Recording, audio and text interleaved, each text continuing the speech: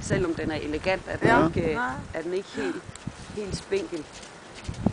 Den vil frygtelig gerne arbejde og lave noget. Altså, det vil gerne. Hvad skal jeg nu? Hvad skal jeg nu?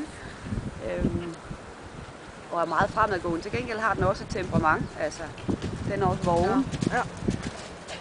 Men det er jo så også det, der skal til, hvis du skal have den til at gå. Så skal du bare kunne styre det. Ja.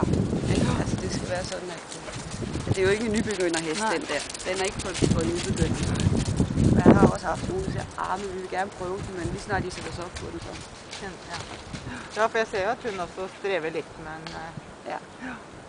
Nå, men den skal jo vente, så du kan drive. Det hjælper ikke noget, den bare løber væk. Den skal vente på dig, så du kan drive den fremad.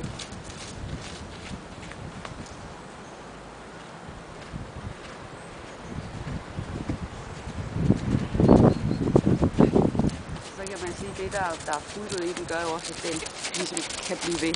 Det er også det, de bruger i langdistanceheste og sådan noget. Ja. At de har en lav puls og en lang holdbarhed. Ikke?